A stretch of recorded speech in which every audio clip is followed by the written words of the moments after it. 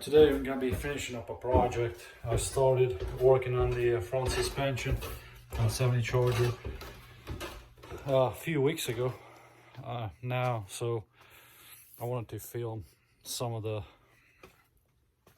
issues that I had that might help you guys out. I already got one side done, so basically I'll show you what I had to do and the issues that I ran into. Well, welcome to my shop. This is it. It's actually a basement. So, like I said, I started this project a while ago, but and I didn't film any of this. But basically, I got the driver's side done. I still got drum brakes. I'm gonna hang on to the drum brakes for a while, but basically got a kit online, kind of a cheap kit for the bushings. It's polyurethane. Decided to go with the polyurethane, but I just show you a few issues that I had as far as like the installation and all that, and that way you can make up your mind, see what kit you want to buy. Obviously some of these kits are expensive, some of them are cheap. I bought the cheaper one, so if you buy the, if you spend more money, you might not have some of the issues that I had. But basically, starting with the upper control arm, that you can see some of the adjustment bolts. Let me put the light up in here so you can see.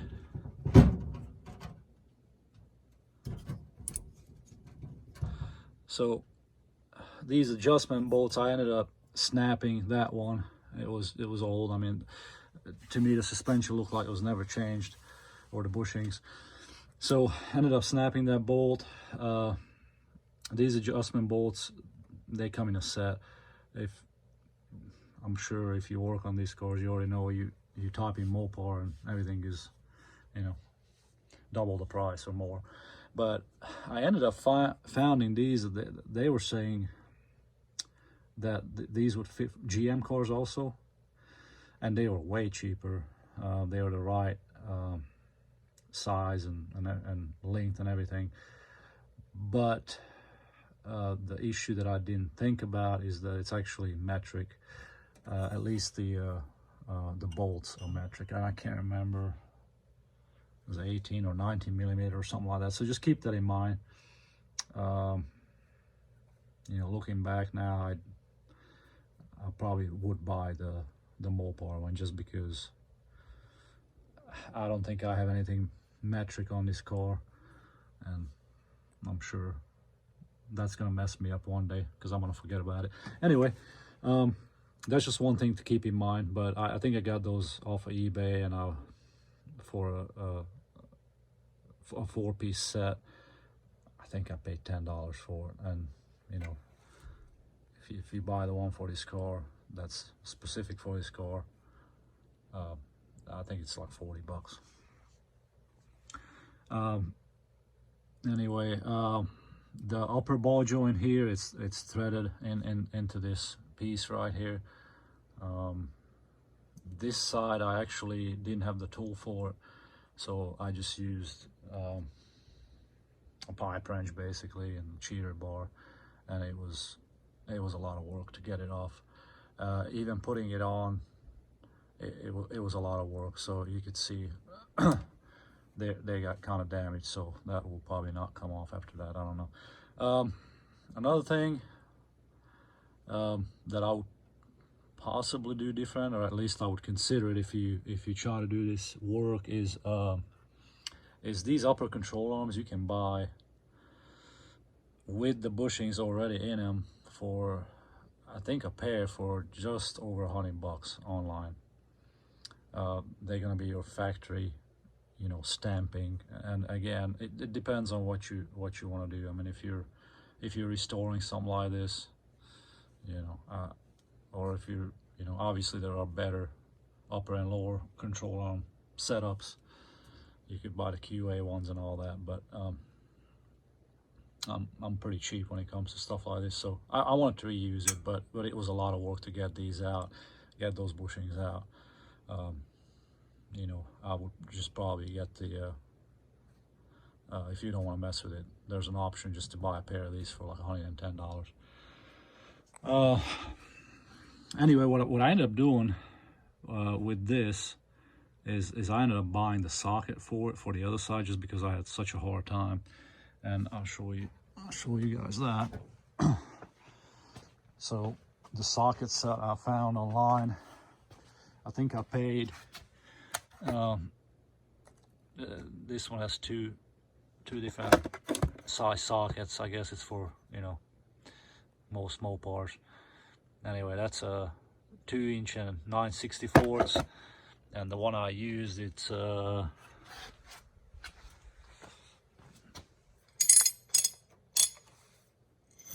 it is a 1/59/64. So you can see the shape of this is kind of square with the rounded off edges. I try to use regular sockets on it. So I bought this socket set from it's a Pittsburgh, pretty cheap. I mean, but it does the job right. Anyway, these sockets will roll off of it, so they're not really designed for that.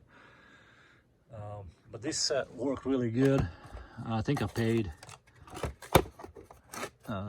25 bucks for this. So it's that brand. Kit 32, and I believe I've seen it as a Kit 37 also. I think it's the same thing. This is just the older version. So yeah, I think if you work on a lot of these, it's probably worth buying. If not, I would just buy the upper control arms, because that was by far the hardest. All right, lower control arm, as far as that goes, there's some really good videos on how to press the bushings out from a lower control arm. If you guys want to look at those videos, basically you gotta weld a washer onto it and press it out from the back side. It's kind of a pain again, but if you have a shop that can do that for you, just let them do it. There's just I guess it's a spindle that goes through there that holds that lower control arm, and then on the back side you have your torsion bar. So the rest of the stuff is pretty self-explanatory, I think, for as the bushings and all that. If you start taking this apart, you're gonna have to pull the torsion bar out first. They have clips, these little C-clips in the back side of the torsion bar. That's gonna be right there, somewhere halfway under the driver's seat cross member. You just got a needle nose plier, squeeze those, pull those out, and then you can pull these out. Of course, it's not as easy as it sounds, but yep, you want to pull the torsion bar out towards the back, and then take that nut off, and then you can slide that off, basically. So if you guys have issues with your bushings and stuff, I would, you know, because like that one you cannot really see what kind of shape it's in. But in my opinion, if you're gonna replace these, because you know these are dry rotted or whatever, I would just do the whole kit. It'll probably be cheaper anyway. And the kit came with that rubber piece right there, the bumpers, those bumpers, and then your I forgot what this is called. That bar, it's got bushings there. It doesn't have any bushings on the lower control arm. Anyway, that's and that's a non-adjustable. Obviously, you can buy adjustable ones, but for what I use this car for, I don't really need it. So at least not right now. Anyway, the other thing I didn't like about these polyurethane bushings is I'll show you. So this is gonna be I haven't put this one in. This is going to be your passenger side. So basically, on this side, there's no washer. Like on the factory, and I'll save this piece right here. On the factory, this is the inner part. You had this kind of washer looking thing here, and then you had one on this side too that was a little bit bigger. And I'm not 100% sure, but I'm guessing because they have these little grooves in them, they would basically grip, I guess, right there. So instead of the bushings rubbing on your inner fender there and there, these washers would kind of grip and let these bushings work the way they're supposed to be working. And again, I don't know, because when you buy these kits, you have no directions with them or nothing, so you're kind of on your own. But I have noticed that if you buy this upper control arm, the cheap one with the rubber bushings, not polyurethane but rubber, it will come with these this old style, and I assume that the engineers had it figured out back then. So I don't like that. I thought about putting a washer on it. Yeah, if you guys know, or if you have an experience with this, and if you could let me know in the comments, that'd be awesome, because I'll take that apart and put some washers in there if it needs it.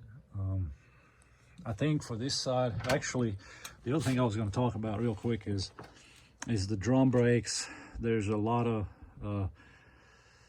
talk about, these cars, as far as if you're trying to put different types of wheels on it, what can fit, what cannot fit, all that. So basically, I like this style of wheel.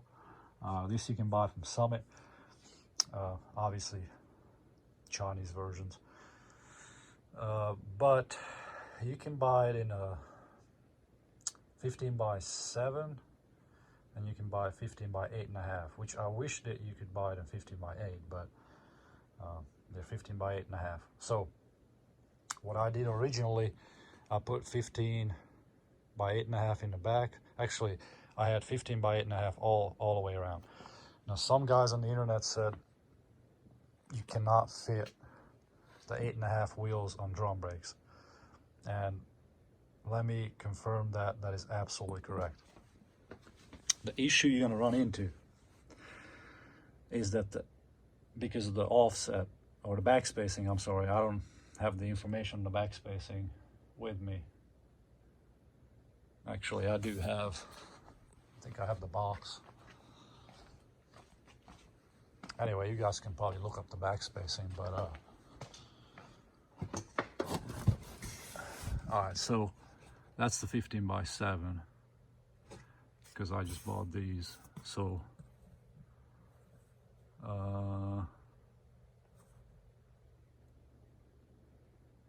well, there's your wheel information, but I don't see the back spacing on that. Anyway, it's two different back spacing for these wheels. So what I did, I really wanted the 8.5, because that's what I bought. Well, what I did, because guys were saying that you need a wheel spacer. Well, when you put a wheel spacer on, then your studs are not going to be long enough, and that's the issue I ran into. So these are actually, I had these machined, these lugs, because I wanted to stay with the drums also. I'm kind of weird, but I believe the original studs, they were short. I mean, they were, I would say, at least a half an inch shorter than these. Well, I wanted to put the 8.5s on, so what I ended up doing is I did some research on these. These were just, I think these were for trucks basically, but I did the research, make sure I had all the dimensions and everything, and these were actually much bigger size. And like I said, I've done this a long time ago, so I can't remember but these are bigger size. Well, what I ended up doing is I really were just looking for the length, and I took this to a machine shop and they basically rethreaded it for me. That's all I did, and that way I could put a wheel spacer on it and still have enough threads left, because that's the issue you're going to run into. So if you want that combination, this is what you're going to have to do. You're probably better off, disc brake conversion, or put the 7-inch wheels on it, because that's what I'm doing. So these are actually the new 7-inch wheels that I'm going to put on there, so that way I don't need a wheel spacer. The other issue I ran into is that the inside of the wheel, I actually messed up one of my wheels. I'll see if I can find it, but the inside of the wheel ended up rubbing on the upper control arm right here. So even with a quarter, I believe it was a 1/4-inch spacer, it was rubbing on one side, and I ended up grinding into this, which is, I don't recommend that either. But that's what I ended up doing. I ended up grinding into this. Then I went with a bigger wheel spacer, so I ended up using this one. I believe this is, I don't think it's a 1/2 inch. It's bigger than a 1/4, whatever that would be. What's it say? Well, maybe you guys can read it. I can't read it with my glasses. Anyway, that's the one I got. This came online too. These work really good. But I'll show you the wheel. So this is the 8.5. And actually this one did not rub as much, but you can still see this one rubbed on it a little bit, and the other one, here's the other one.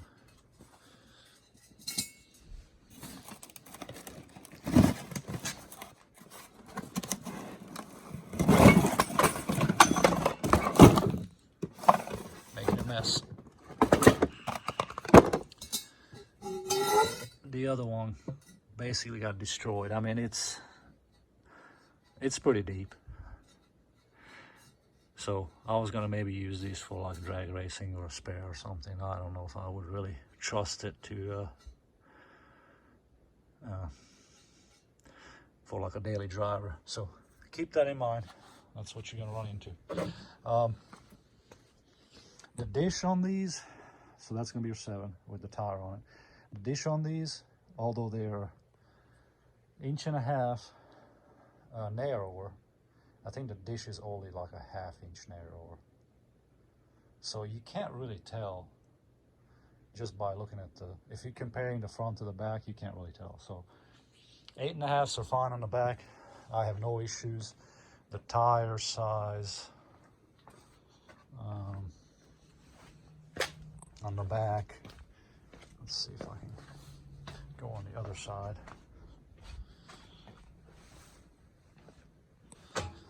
So this is, everything is kind of stock on here, but this is a 275 60/15.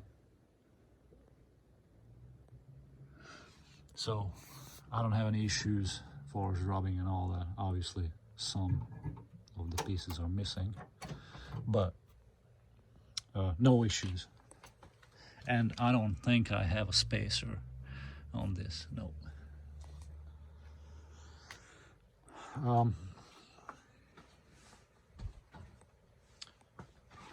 So that's for the tires and the wheels. I kind of wanted to share that because I haven't seen anybody doing this setup. Like I said, if you're just hell-bent on keeping your drums and you want wider wheels, that's another option right there. Wheel spacer.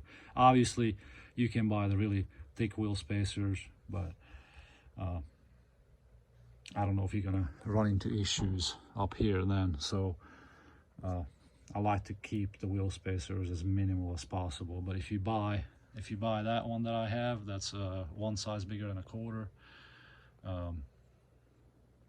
which is, I don't know if it was like 5/16 or whatever it was, then you won't have any issues as far as up here on the upper control arm. So just one option, another option for you.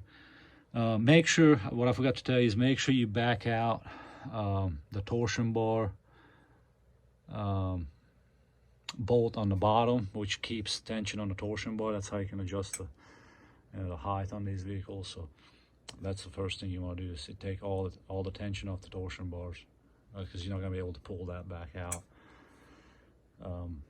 And then when you're assembling it, then you can set the right height. So I guess we'll go on the other side and start over there. While I'm still over here on the driver's side, I was also going to mention when I got the kit, I don't think the Pitman arm was not included, but the idler arm was included on the other side. So there's companies that offer fast ratio ones, which all that does is really lengthen the Pitman arm and the idler arm. So I think it's probably a good option to give these cars a little bit of a quicker ratio. And again, it depends on what you're doing, right? You know, if you're drag racing and you got manual gearbox, then, you know, I don't think you need it. But that's what I got on this, actually. When I put this engine in, I didn't really have the time to set up the whole power steering system, and this was a power steering car. But I had a manual gearbox, so I just threw a manual gearbox on there. And when I bought the kit, it came with a standard ratio idler arm. So when I bought the Pitman arm, I just bought the standard ratio, which is the same length. So and again, I can't remember the exact measurements, but one is like 1 inch longer. So all it does, it's giving you a little bit of a more of a length towards the back of the car, and gives you a little bit of a quicker steering. So if that's what you want, just make sure you can buy it as a pair, Pitman arm and idler arm, or just make sure if one comes in a kit, it's probably gonna be the standard ratio. So because those gotta jive, those measurements between the Pitman arm and the idler arm. All right, back to the wheel studs for a second. I ended up finding the box for the studs that I bought, and the paperwork that I took to the machine shop. So basically, here's the part number if you guys want to do this. That's your part number, and these are 9/16 by 18, and I believe the original thread size was 1/2 by 20. Okay, so the 9/16 by 18 is a bigger diameter, but it was big enough where they can still rethread this to a 1/2 by 20. So so far as the grooves right here, that's gonna be the same on this part number. So I don't have any of these left somehow. Yes, I don't have any. So these are all the original ones. So look how short that is. I mean, it's basically, looks like a good 1/2 inch shorter. So when I did my math on this a while ago, I guess I decided that that neck right there needs to stay 3/4 of an inch, just like this factory piece right here. And the threaded part right here is 1 3/4 inches.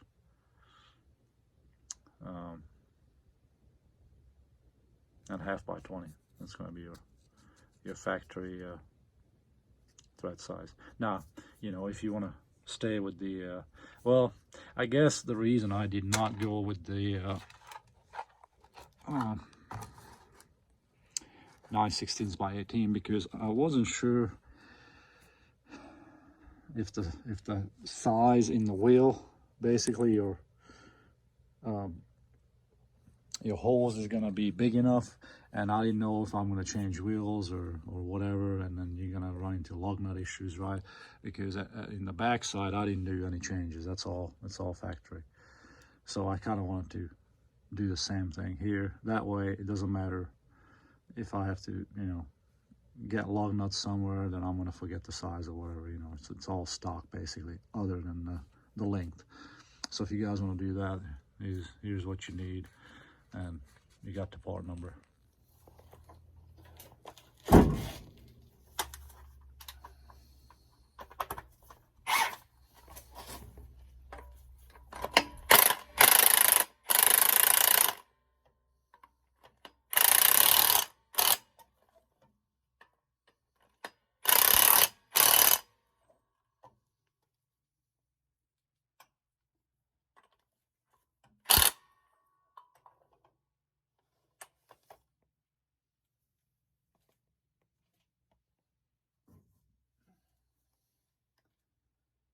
Get the cotter pins.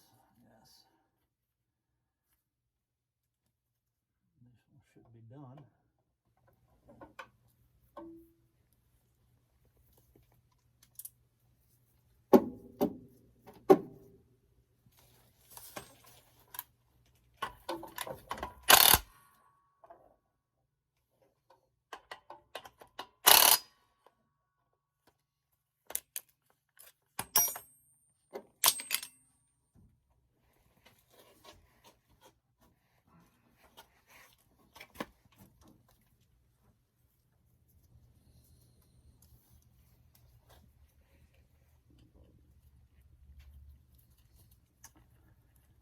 All right.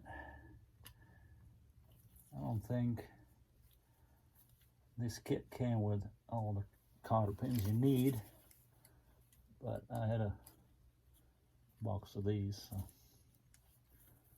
so that's good.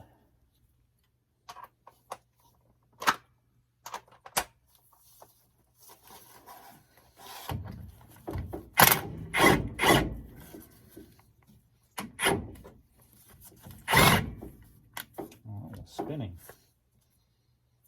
Okay, I'll fix that.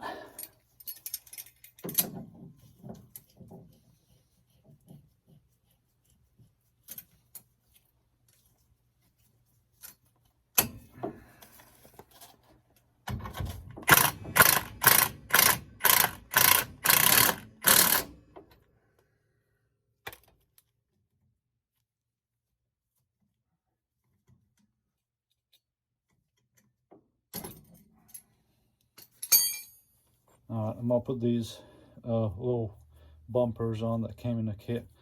It's just goes on top of the lower control arm. Now these metal plates also, well, they actually do not come in the kit, so I'm reusing the metal plates. So be mindful of that. It looks like that the cutout, there's a cutout right here. It's gonna go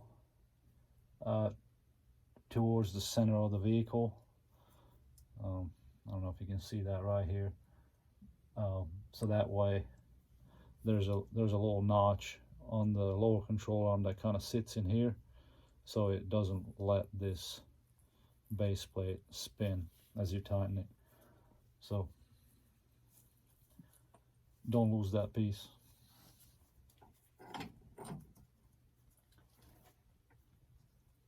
I guess it's really just kind of a spacer to me, so I don't know, maybe if you want to be able to lower your vehicle with the torsion bar and you want more suspension travel before this hits the frame, then maybe you can take this out and give you an extra, you know, whatever, quarter of an inch or so. So I'm putting it back in.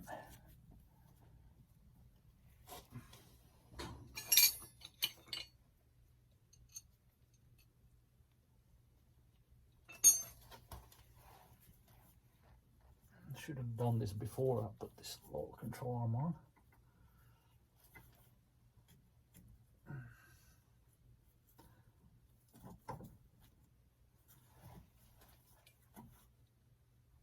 I can't even reach that stud. Here's a trick though. If you can use a shallow socket, or if you use one of these deep well ones, you can either put a piece of tape around the nut, or put a piece of towel in there so you don't lose your nut.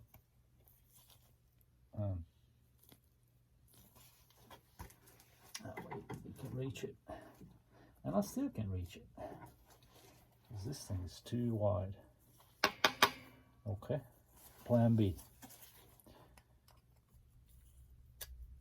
Gotta get up and get more tools. All right, plan B. I found another one, 9/16, a little bit skinnier. Put the rag in it. This is gonna work. If I can find it.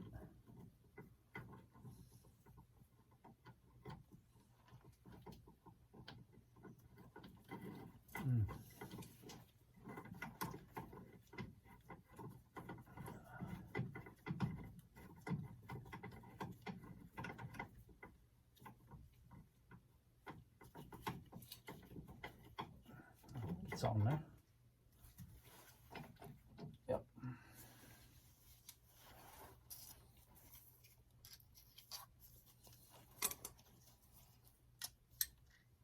And when you tighten these suspension parts, probably don't want to get them too tight until you put the weight of the vehicle on there, and then you tighten everything. Even then, I'm probably not going to tighten the upper control arms up here too much, because it's going to need alignment, and you can do your own alignment at home, but I'm probably just going to take it. They only charge like $80 or something. I'm just going to let them do it at the shop. So, but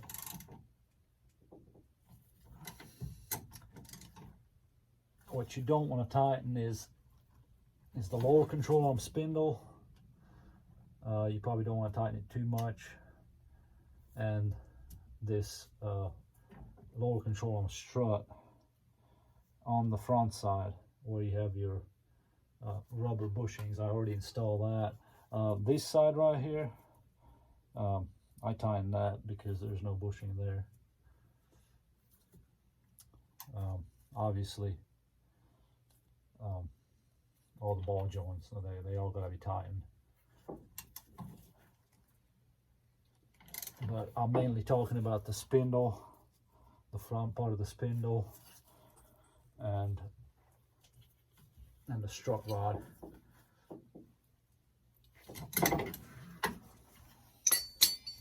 So basically I'm gonna leave that one.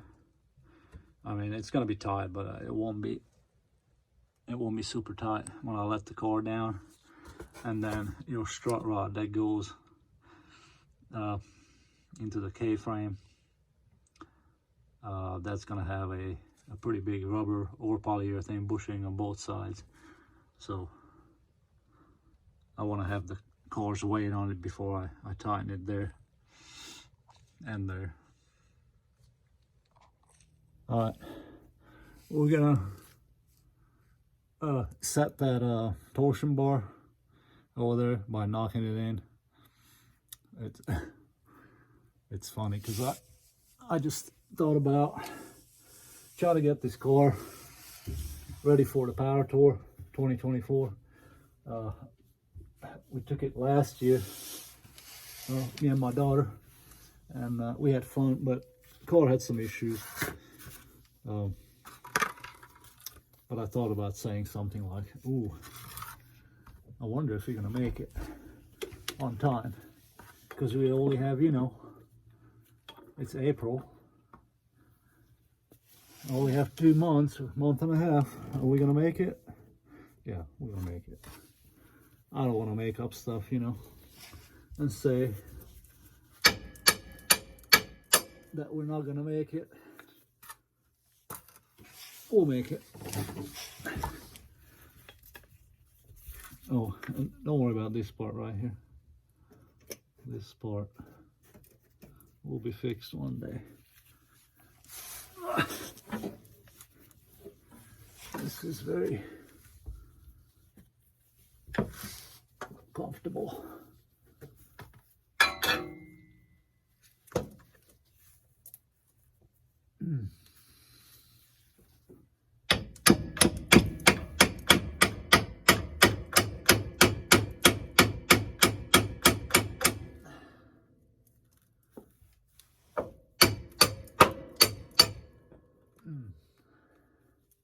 A long ways to go.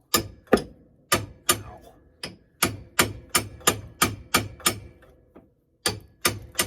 Oh, we need a bigger hammer.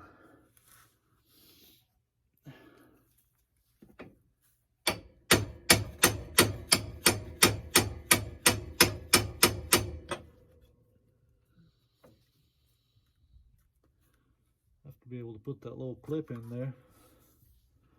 That's where that goes. There's a groove in there, but I'm not even close. Put a little grease on there, that probably helps, but I didn't think about that. Ow. I forgot.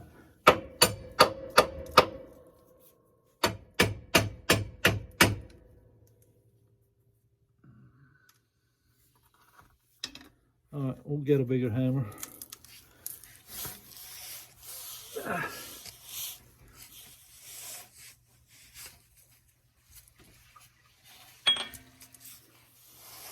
Alright, I'm back with the big hammer.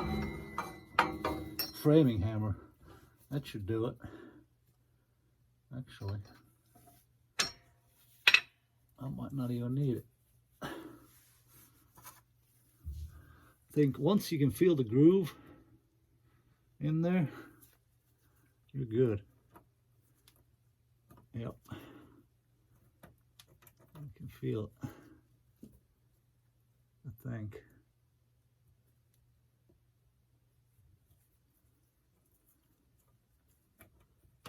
No, maybe not. I don't know.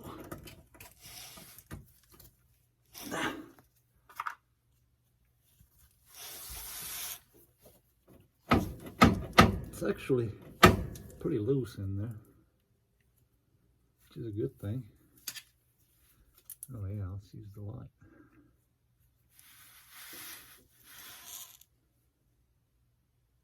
Oh. Okay. So, you know, I never noticed this, but it looks like it's only got a groove on the top too, and the bottom too. I don't feel a groove on the side. It's probably just full of dirt, but oh yeah, that's, never mind. I think it's all the way around.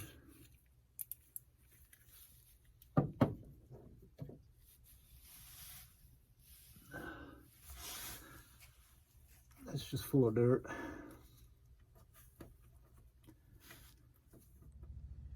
Alright, so now that we have the torsion bar in, the next thing I'm going to do is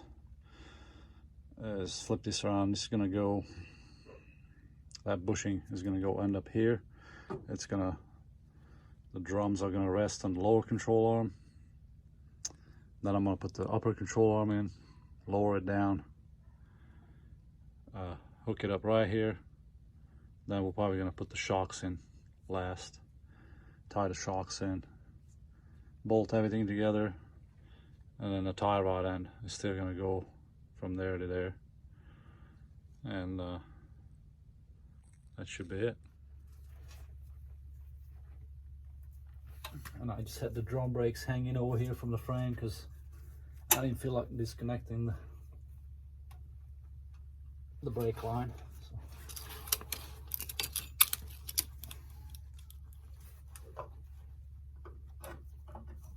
Keep that in mind. You don't want to put a lot of pressure on that that brake line. This thing is pretty heavy. Watch me drop it. No, we're not gonna drop it. Can't afford dropping it.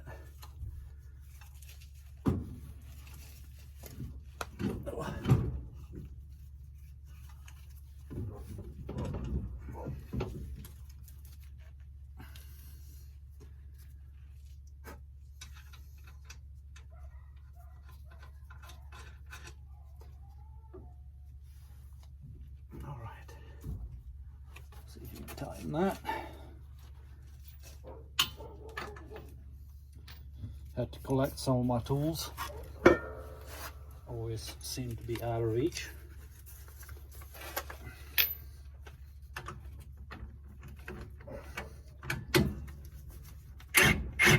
So this is the lower ball joint.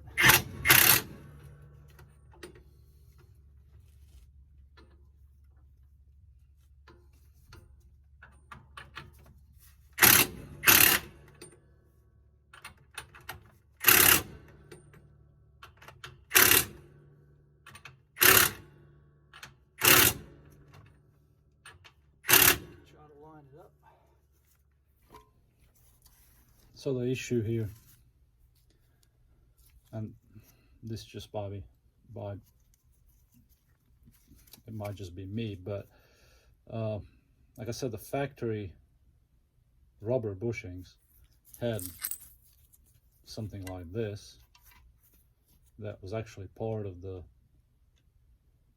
bushing itself. So it looked like that this part was part of the inner sleeve, or at least it was pressed in there.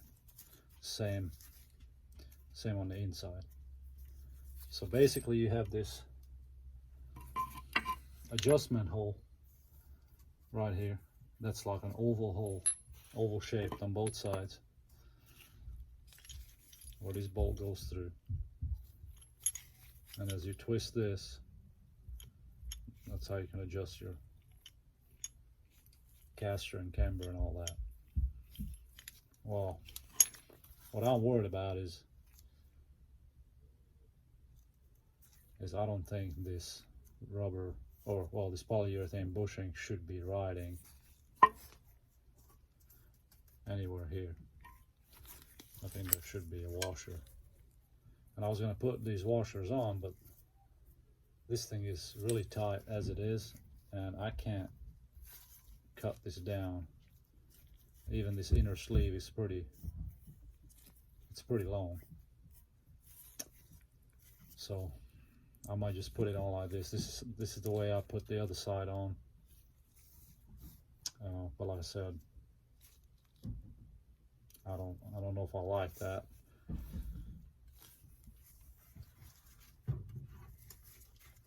But that's the way it's gonna ride, and I might end up just buying the pre-made one with the rubber bushings and putting those in.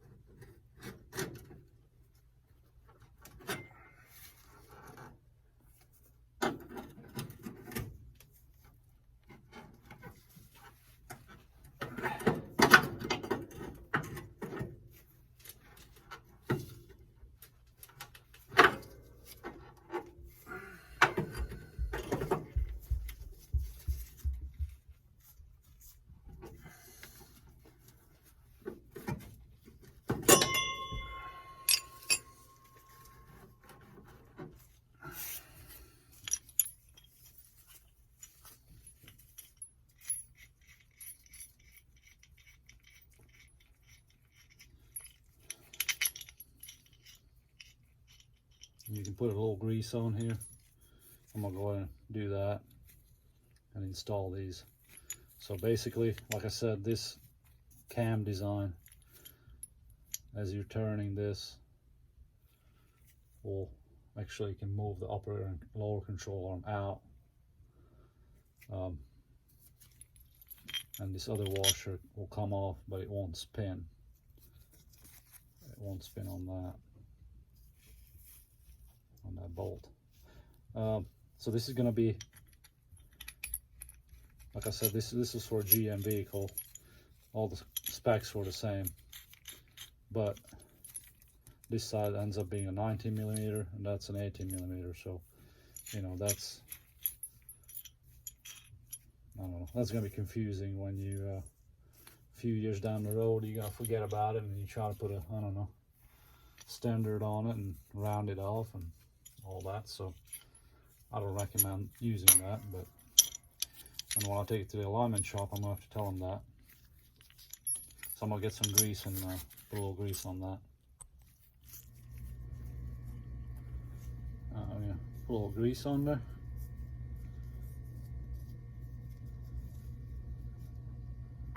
Get it in there.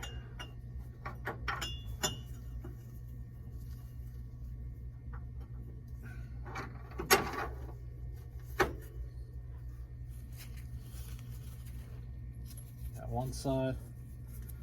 Make sure, I don't know if you can see this, but this one's got 2 flat spots on it. The original, let's see, here's the original one, which is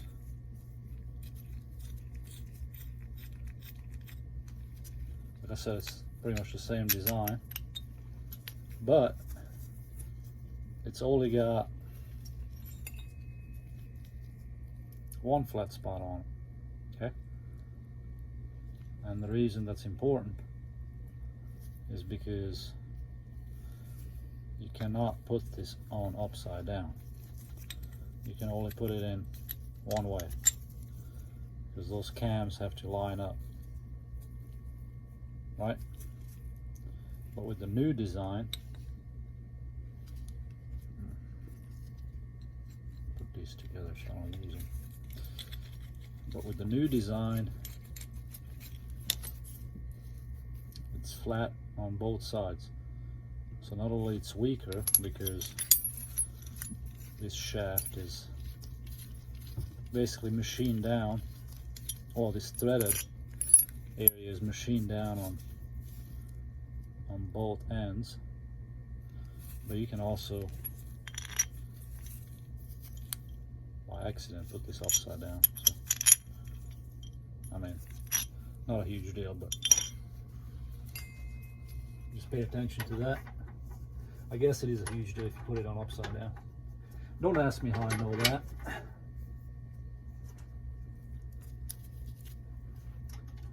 I don't think I make mistakes like that. Alright, I got one side in. I'm gonna leave that loose. A little grease on the other one.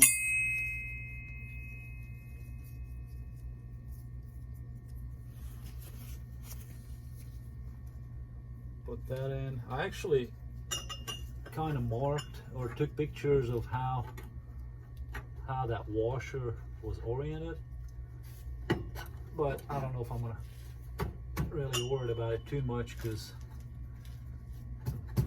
the alignment shop is not that far from my house, so, and who knows if it was correct anyway. But I guess you can do that, mark it or take a picture like I did and put it back the same way it was. Alright, so that lobe is pointing down, so the washer will point it down. And I guess you can get under the hood and look to see what you're doing. I'm just too lazy to get up. It feels right.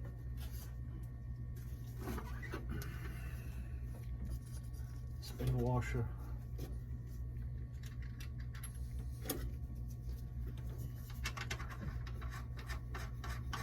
And the nut.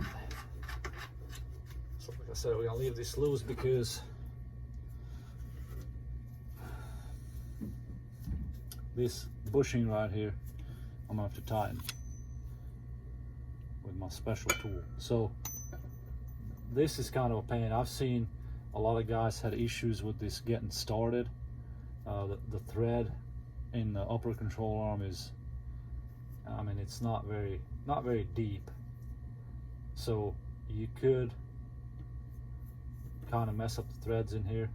I think this one started okay, but it's pretty tight, so it's probably easier to tighten this in the car. It's still not easy, but it's easier.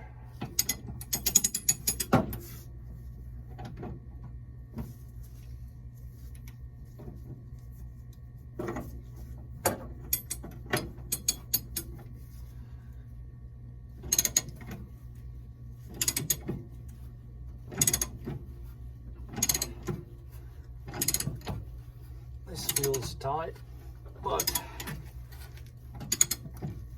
it feels right.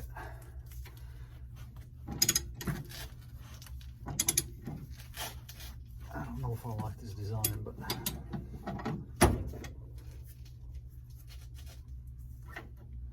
that's the way they made it. Anyway, there's going to be grease fitting that goes on top also. I'll have to get my cheater bore.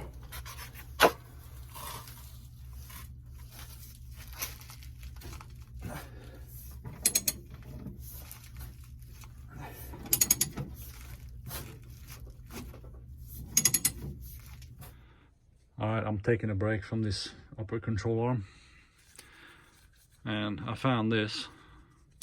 So this is basically gonna be your way to get the lower control arm bushing out. All you gotta do is find a washer that's the same diameter or close to the same diameter as the bushing.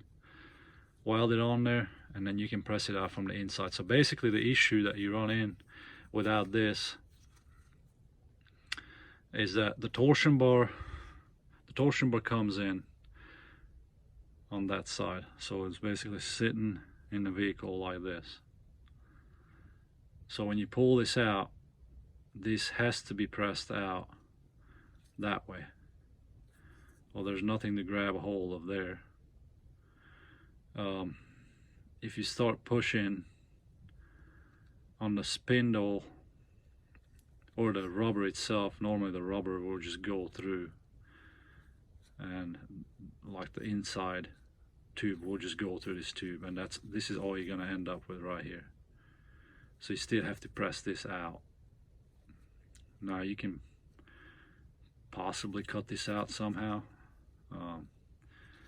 but this actually works pretty good. You still need a press, but once you weld this on, what I ended up doing on one side, I had to weld this washer on, and then I welded a smaller washer on top of that, so that worked out good. All right, we're gonna tighten the shocks.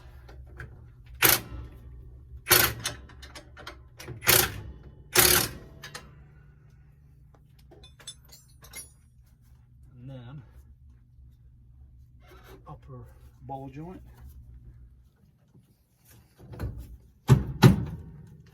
All right, we have this thing jacked up a little bit, so now I can put the washer and the castle nut on.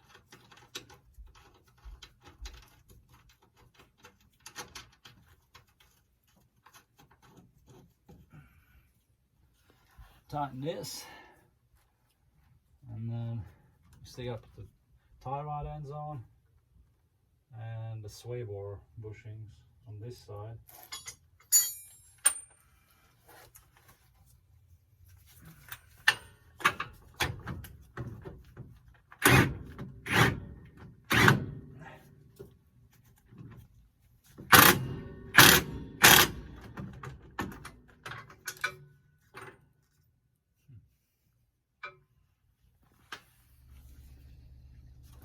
So we got the bushing up here done.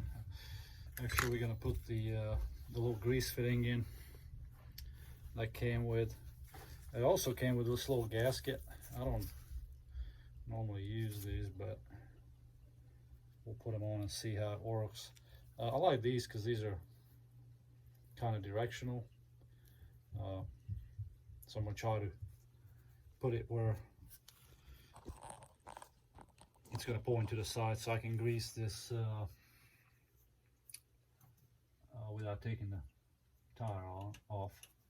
But just be careful when you tighten these. You don't want to over tighten these because these are pretty delicate. You know, you don't want to lose them either.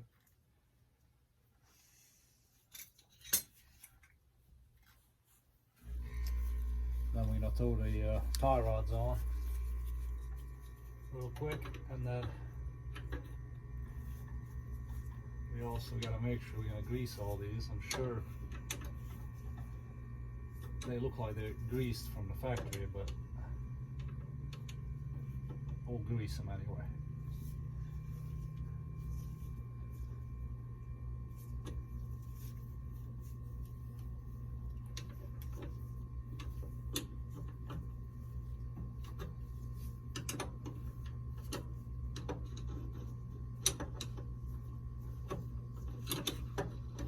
You know, one thing, I never know what type of grease to use. There's too many options, I feel like.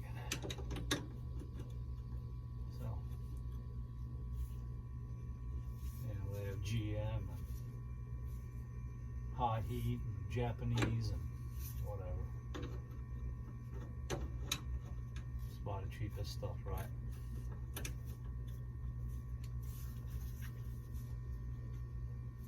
That's probably tight enough. Oh, that gasket is not doing anything. Let's just tighten it until we snap it.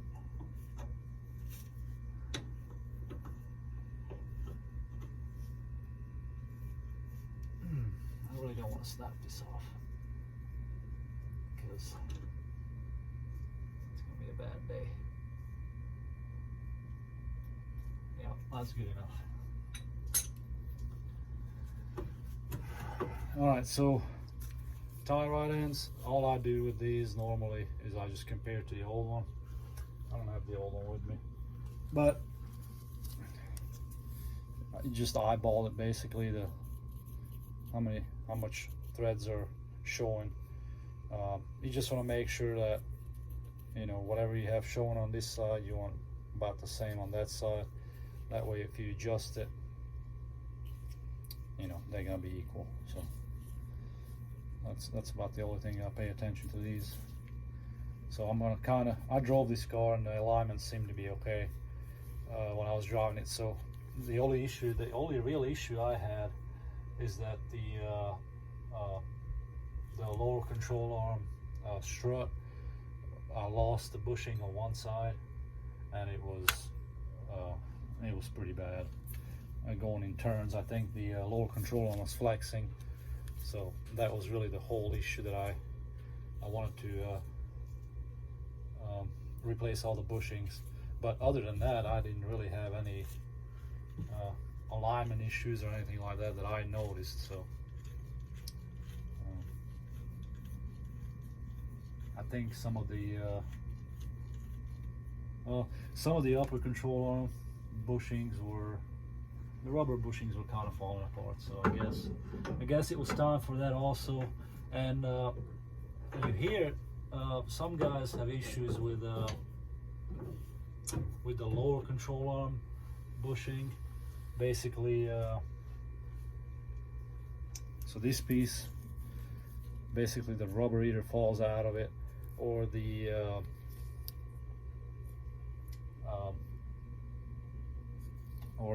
stud that goes in here actually ends up not being in the center, and that's the issue I had with mine. So the rubber was still there, but it wasn't centered.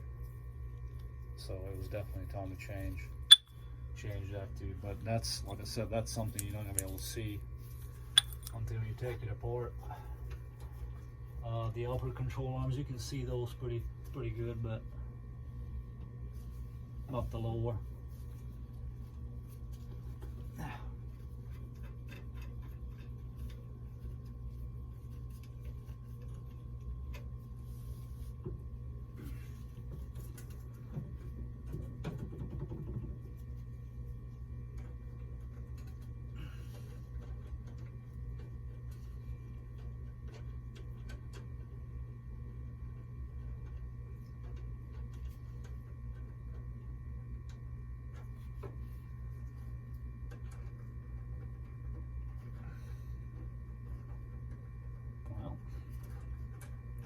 Doesn't want to throw it on.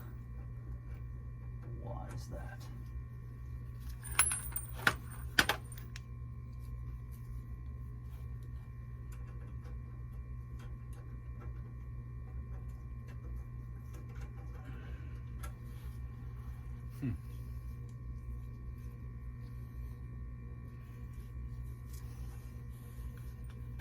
Well, did I lose the nut? Is this not the right one?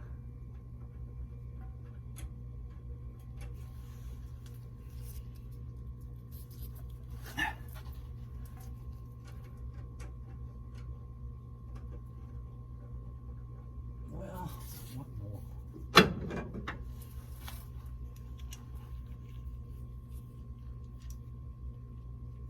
Well, that's not right. There's two different size threads.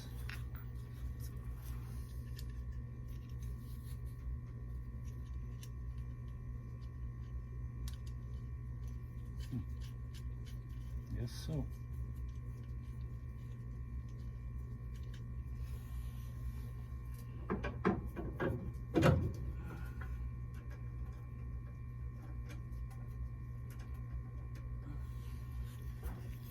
I don't like these castle ones. There seem to be different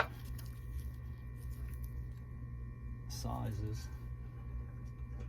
So I might just use the original castle nuts on these. They seem to be working much better. That's what we're gonna do. Yeah.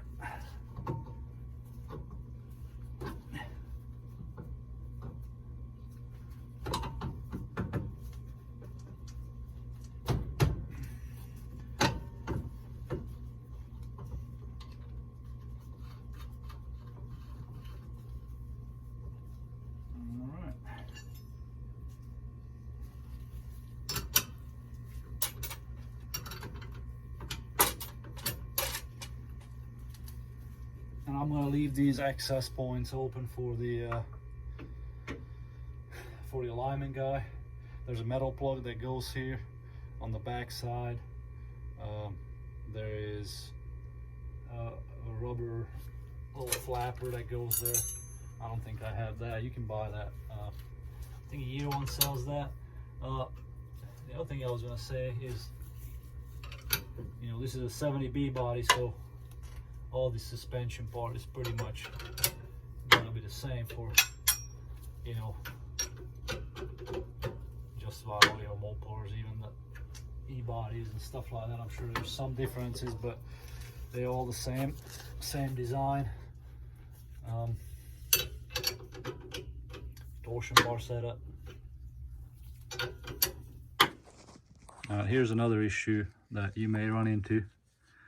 Not a huge deal, but again, there's your, you know, aftermarket part and your hole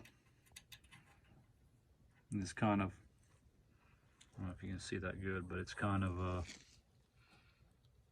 above the notches for your castle nut, so you can take that off and put a few washers under it. I guess that would solve that problem right there, but keep that in mind. For your sway bar bushings right here, you're probably gonna have to end up using a jack to kind of compress all these bushings so you have enough thread at the top right here, so you can actually bolt this one together. Otherwise, you're not going to be able to do that. So I just put the jack under it and lifted it up. All right, everything is buttoned up. I told you, yeah, wheels on. It's probably too late today to go to alignment, but tomorrow we're gonna get an alignment on this,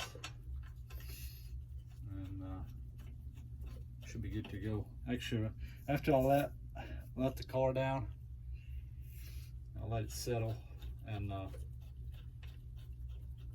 tighten the strut rod and the lower control arm bolt.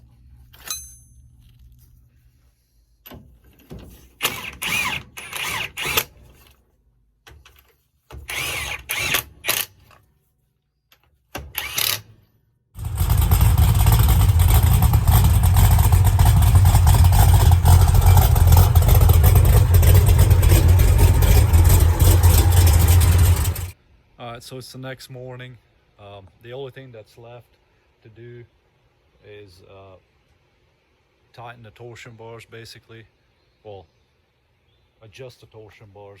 Right now there's no tension on them whatsoever, so the front is sitting down pretty low, which actually looks cool, but I'm gonna have to bump up the front of the car a little bit. So we'll tighten the torsion bars and make sure everything is tight, and take it to alignment.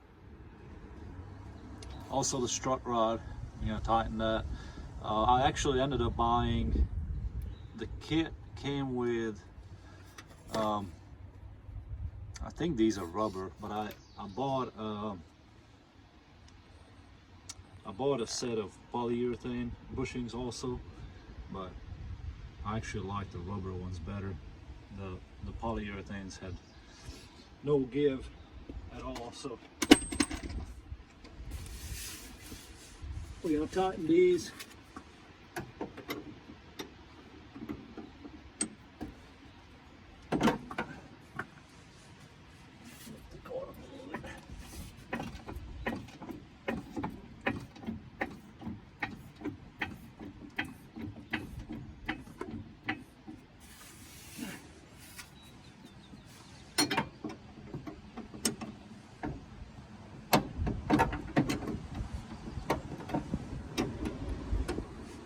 You don't want to over tighten these.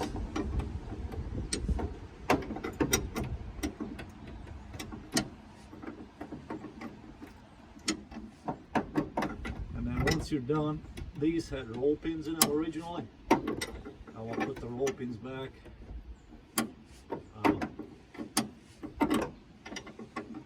There's so much tension on this though, that I don't think they really need it.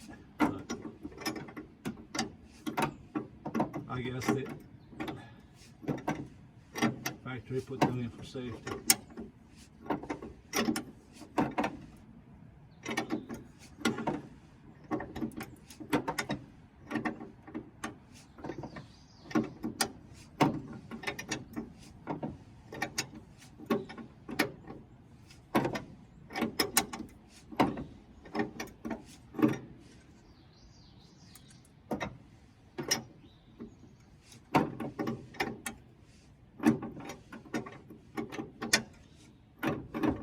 That's about right. Alright, torsion bar adjustment bolt is right here. It's pretty much all the way out, so there's no tension on it at all. Before I took all this apart, this was basically even with the bottom of the low control arm. So we're just gonna run it in about even on both sides, and we'll see how the car sits. So that's gonna lift the car.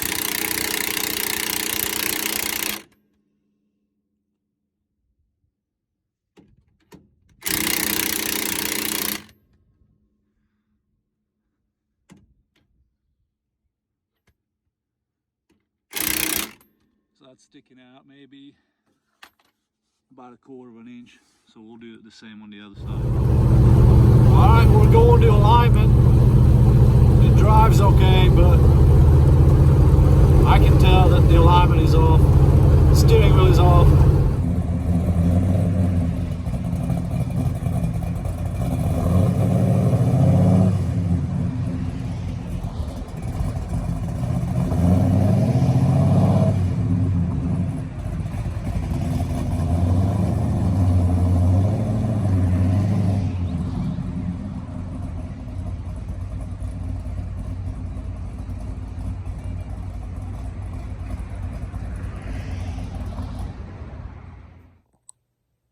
All right, well, we got the car back yesterday from the alignment shop.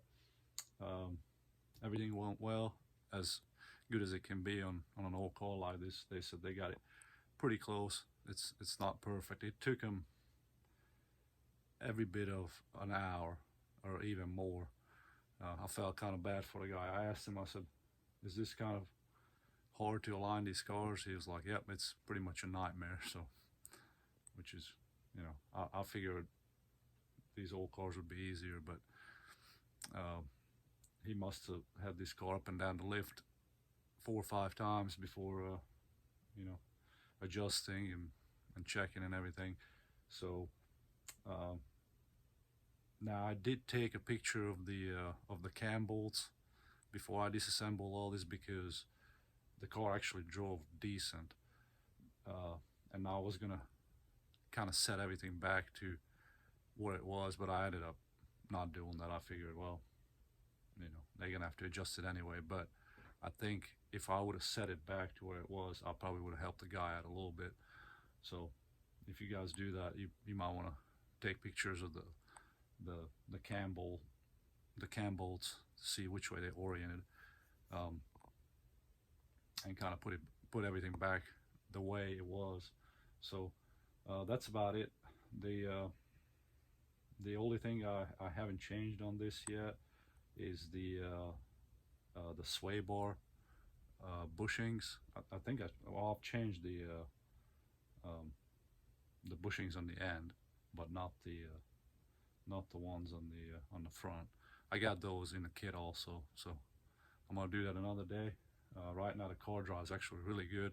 It's still got to play in the steering wheel when you go straight. That's normal on these cars, but once you start turning, everything is pretty tight and tracks straight and everything. And he straightened out the steering wheel too.